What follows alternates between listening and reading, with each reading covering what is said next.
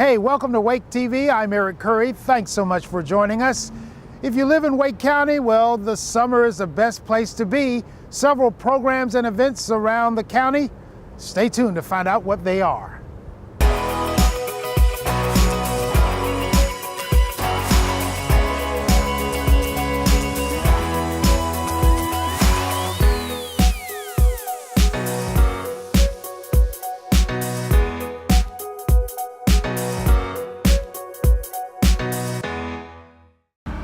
We're here at the annual book sale going on at the Expo Center at the State Fairgrounds to see why the book sale is so exciting. I'm with Emerson Barker, who is one of the organizers of the annual book sale. And Emerson, obviously, this is very popular and always anticipated for those who come out to this book sale.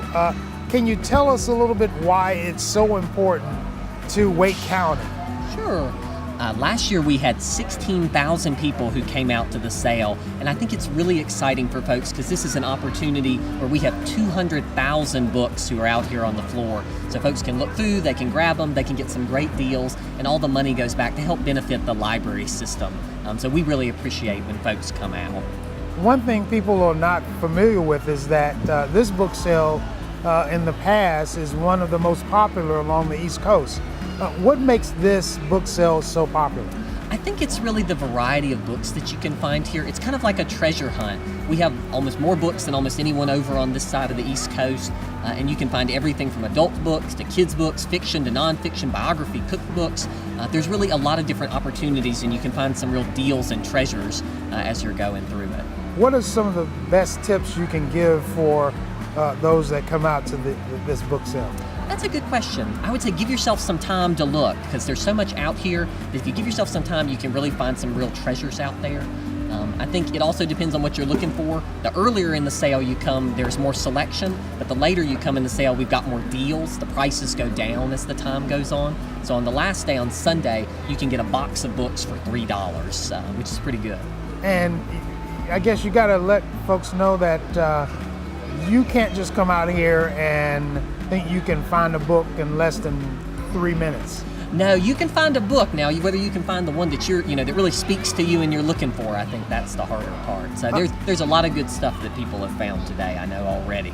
People would be shocked to know that they can find probably some of the top authors at this book sale as well. That is true. The books here are a combination of books that we've removed from the library system and also gifts that we've received at all 22 of our libraries throughout Wake County. Some of them we add to the collection, but yes, there's a lot of really popular books out here that we couldn't add for one reason or another. And so hopefully folks will find those. Like there's biographies of Alexander Hamilton out here, or lots of kids' books about Winnie the Pooh. So you can really find some good stuff out there. Emerson, thanks for stopping by. Of course, thank you for coming out and visiting us today. With me is Sarah Beth. Sarah Beth, this is your first experience with your two beautiful children. What has been your impression of your first ever visit to the Wake County book sale? It's been great. There's lots of books and we read a lot, so it's nice to update the library for a good price. What does it mean to you as a citizen to be able to come and pick and choose books for you and your children?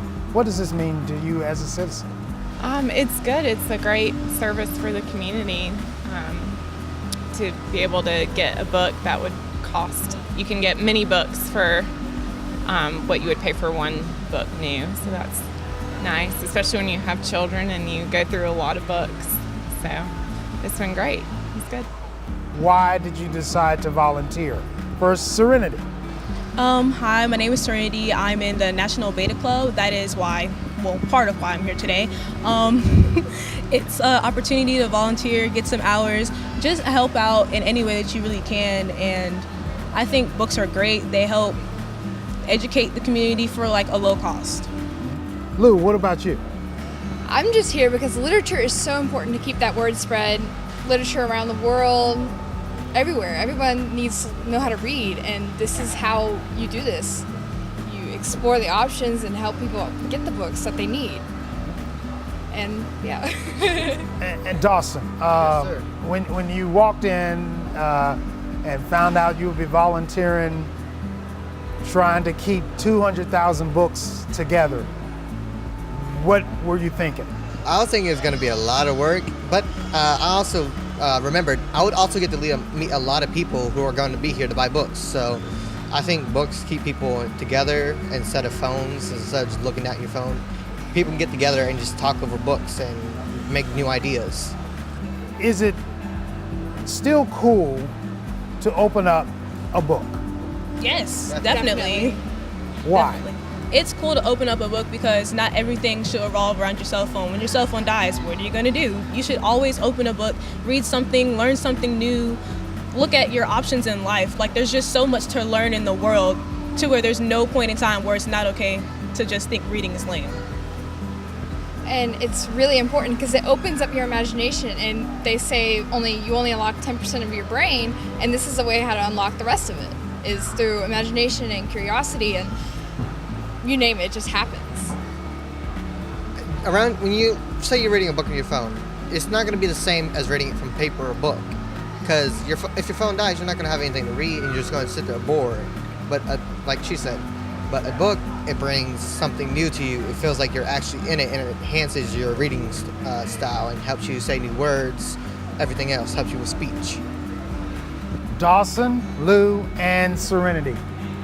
3 students from Southeast Raleigh Senior High School volunteering here at the annual Wake County Book Sale. This year, nearly 10,000 customers visited the Wake County Public Library's annual book sale during the 4-day period, and by Sunday afternoon, the sale was sold out. Get the timely and accurate information you need to stay safe if there's an emergency in your area. Sign up for Ready Wake alerts, and Wake County will send you important notifications by text, phone, or email, whichever way you choose. Whether it's severe weather, a missing person report, or a neighborhood evacuation, stay in the know with Ready Wake alerts. Learn more and sign up at readywake.com. To be at peace with myself is the most prominent thing, and I am at peace with myself. I didn't deal this deck, I'm just playing the game. That's all. That's it. Meals on Wheels has given me a mode of freedom that I wouldn't have otherwise. And making sure they get the nutrition that I need, and it's a balanced meal. My name is Maurice McGriff. America, let's do lunch. Drop off a hot meal and say hello. Volunteer by donating your lunch break at americaletsdolunch.org. Recently, the Wake County Board of Commissioners approved the 2017 Parks Master Plan, which really enhances the overall experience citizens will have on the greenways and parks surrounding the area. Patrick has more. Go to any of Wake County's 9 parks and you'll find people of all ages learning about the area's history, enjoying the programs, and taking in the beautiful scenery. So we've been coming here for 12 years, and some of them prefer to take a hike. Some of them like to watch the turtles. Some of them want to play on the playground, so we can do it all. We love coming here to watch the turtles. We love watching them swim and sun, and once in a while we'll see a fish, but we've got some great playgrounds here too. It's just great to be outside and enjoy this beautiful weather and place. The almost 300 miles of trails that wind through Wake County offer cyclists, walkers, and runners a great place to get fit in the midst of Mother Nature. Our parks, open space, and greenway system contribute heavily to Wake County's high quality of life. They're a key reason why people want to call our community home. We recognize that, and we want to ensure that these important outdoor spaces continue to improve and grow as the county does. That's why the Wake County Board of Commissioners formally adopted 2 plans on May 1st, the Park Facility Master Plan and the Greenway System Plan. The Park Facility Master Plan identifies more than 100 potential projects, both small and large, for the 9 Wake County parks. Each proposed project is designed to enhance equity or access to facilities, connect to the county's mission and goals, enhance the visitor experience, provide a good cost-to-benefit ratio, or leverage existing amenities in new ways. Without a good planning effort, you don't know where you're going. With Wake County's population growing the way it is, with the municipalities expanding the way it is, regional connections being made to this area, it's really important to get out in front of, or be at least at the same time as some of these other planning efforts.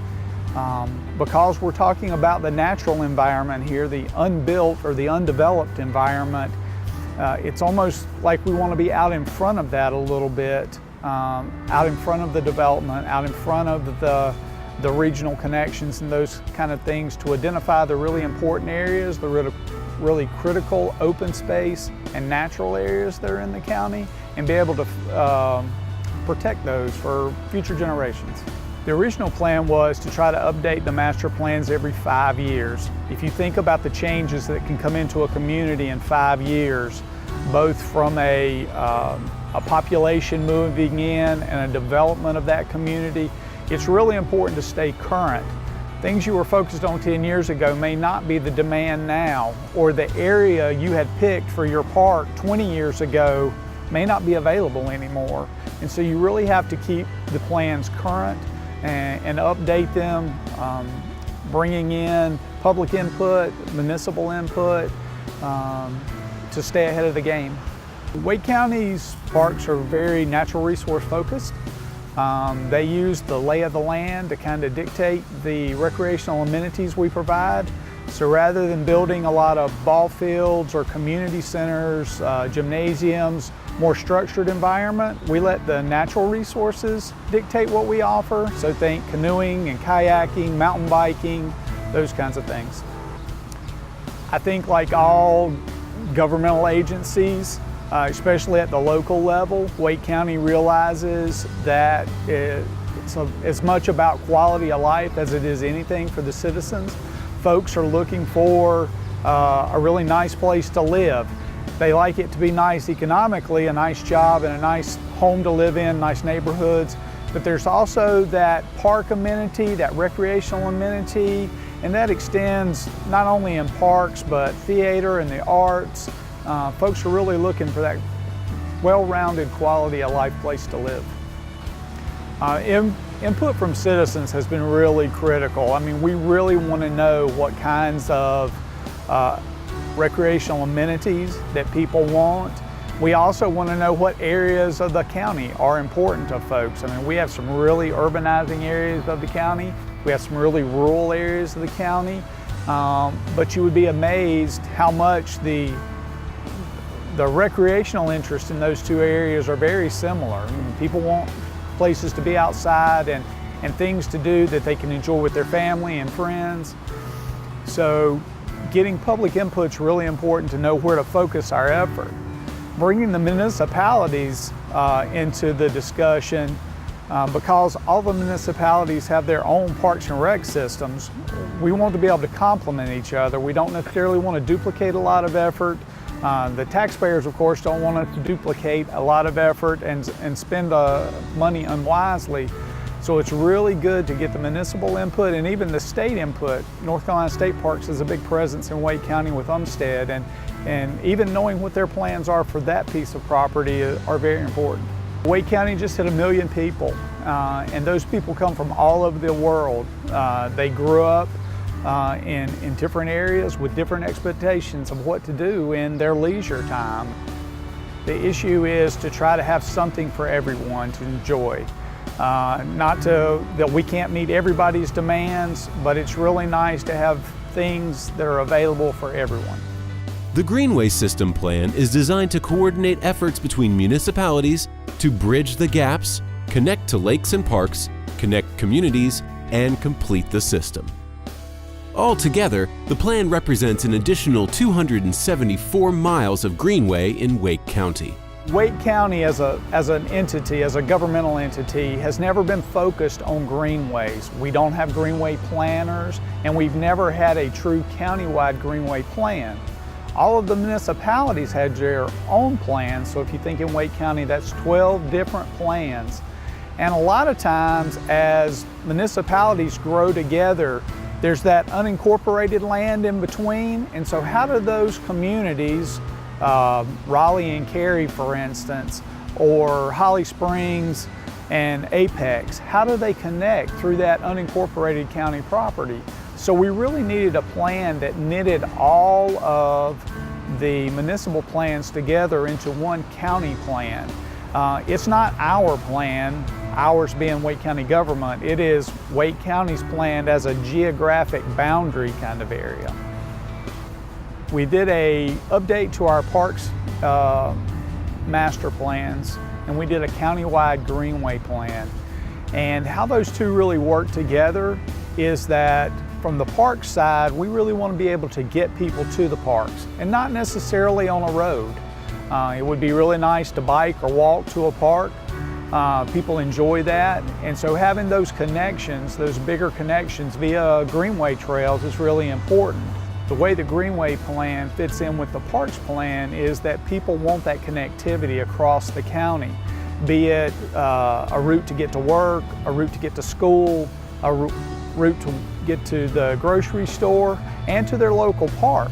And so one of the phases of the Greenway plan was actually to connect parks and lakes across the county, destinations that people wanted to go.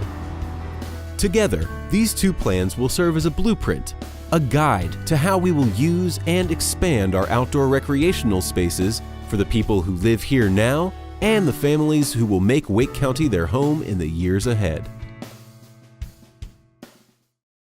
Get the timely and accurate information you need to stay safe if there's an emergency in your area. Sign up for Ready Wake alerts and Wake County will send you important notifications by text, phone, or email, whichever way you choose. Whether it's severe weather, a missing person report, or a neighborhood evacuation, stay in the know with Ready Wake alerts. Learn more and sign up at readywake.com. Daisy is 6 years old, and she is my very best friend. I couldn't live alone without her. I spend a lot of time in my backyard.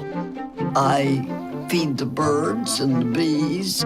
I love my flowers. The color in my garden keeps the pink in my cheeks. I was very independent and thought I could take care of myself. I fell and I had to have Meals on Wheels. I love them. They're my savior. And I look forward to the volunteers because they've all become my friends. My name is Lola Silvestri. America, let's do lunch. 1 in 6 seniors faces the threat of hunger, and millions more live in isolation. Drop off a hot meal and say a quick hello. Volunteer by donating your lunch break at americaletsdolunch.org. June is Adopt a Shelter Cat Month, and the Wake County Animal Center is running a special this year to celebrate. We spoke with the transfer coordinator, Cindy Lynch, to learn more. Well, the month of June is an excellent time to have an adoption special for the cats. We will probably be full with cats by that time because of the not spay neutering, owner surrenders, stray cats coming in, the kittens coming in as well. So it will be a great tool for us to be able to adopt out as many cats as we can to keep our adoption floor, flowing and as empty as we can, so that we can not have to euthanize for space. So we do see a huge influx of cats around this time of the year. We call it kitten season. Usually starts around the end of March, 1st of April. And the reason why that happens is, for one, people do not spay and neuter their animals.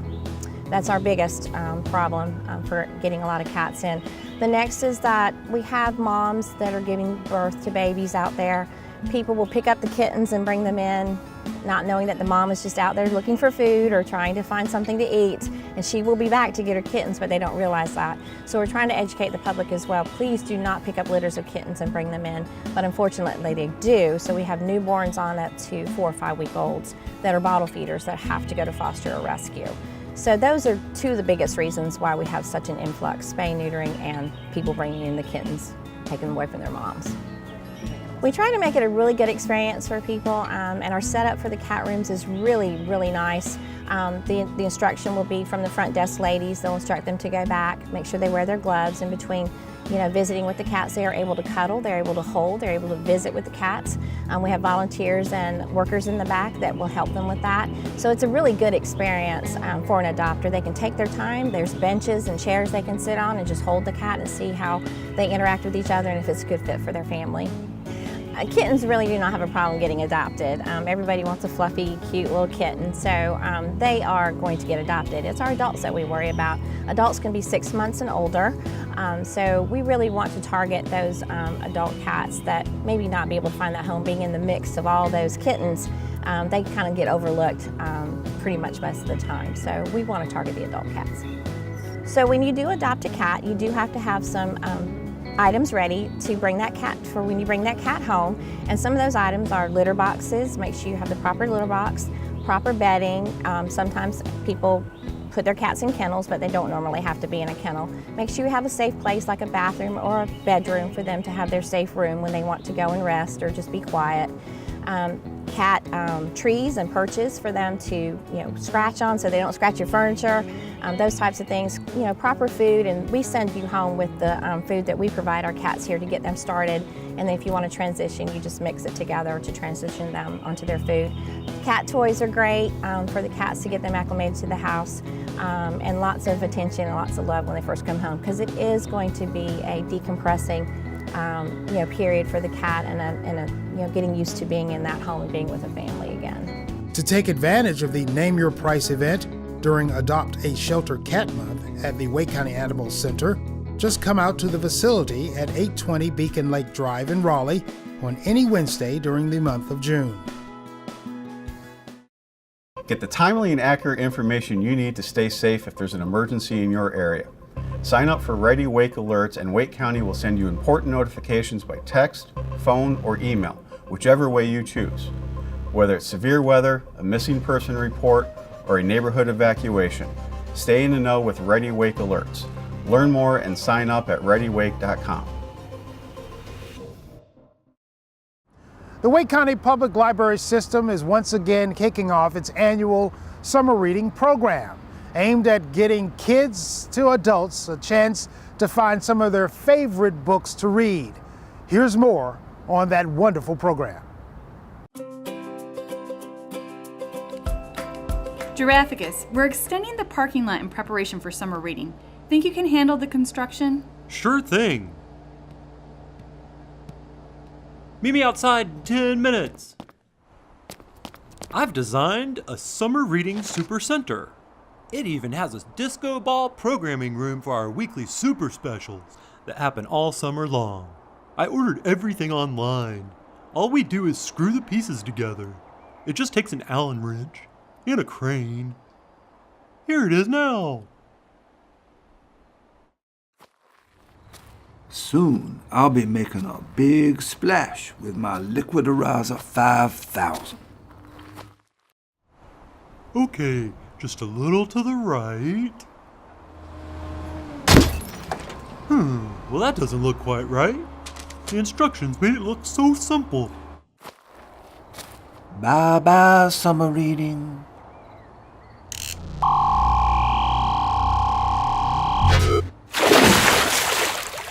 I did it. Uh-oh. What's all this water? It was my groundbreaking summer reading super center. Why would we need that? A library is already more exciting than any supercenter. So, you tried to stop summer reading again? Maybe you should try visiting the library for summer reading. We're going to have magicians and live animals. We're even tie-dyeing t-shirts at all of our summer reading launch celebrations. You make a compelling point, but it would be out of character. Well, it's never too late to build a better world.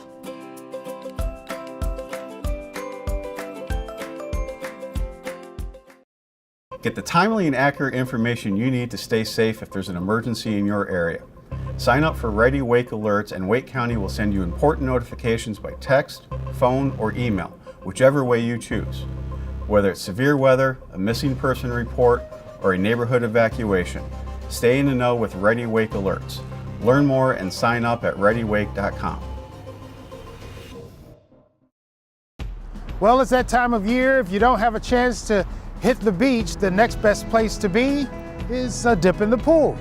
Well, did you know that Wake County is in charge of inspecting all public pools in the county before you get in? Jen has more on what that means for the safety of you and your family. Each year, Wake County inspects and permits more than 1,100 public and private swimming pools. These inspections are critical to ensuring all residents have a safe place to swim each summer. We spoke with Jessica Sanders to learn more about this process. There's over 1,100 in Wake County public swimming pools, which consists of neighborhood pools, HOAs, hotels, apartments, pretty much everything but what's in your backyard that has to get a permit to operate. And we have over 60 staff members within environmental services that are helping try to get those inspections completed. We have critical items we look for, such as the water chemistry and the main drains, make sure you can see the bottom of the pool, clarity. We also look for safety equipment and emergency phone working properly. Then there's other maintenance and operational type things with signage and gate closures and trip hazards that we also look for. They have to have an opening inspection each summer before they can operate, and then we hire pool technicians for the summer that come out and do periodic inspections throughout all summer long. And if they find any violations, then they'll have to close the pool and re-inspect it before it can open back up. But pool safety isn't just about regular inspections. Keeping pools a safe place to swim also depends on individuals staying out of the water when they're sick. So the main thing you can do to help prevent the spread of any disease is, number one, if you are sick, whether that be with diarrhea, throwing up, is to stay home. This way you don't transfer any of your illness to somebody else, and especially in the pool as well. The second thing is strict hand washing. After you go to the bathroom, make sure that you wash your hands thoroughly. That means 30 seconds of friction with soap in between your fingers, in between your fingernails, and then rinsing. This will help with any transmission. As a result of the crypto outbreak we had last summer, we have some posters that we have been made that we are handing to each one of our pools to post for the public to encourage healthy swimming habits, to help parents with their children to make sure that they use the bathroom regularly and take showers before entering the pool and not swallow the water. Just some good ideas, practices for healthy swimming. So there is no rule of thumb for when to go back into a pool, or for that matter, if you're sick, when to go back to work. It depends on what type of disease you have. Typically, I would consult with your physician and let him tell you when is the best time to go back. The reason we do pool inspections each summer is to help make sure that the public has a healthy and safe place to swim. To learn more about safe swimming tips, visit the website on your screen.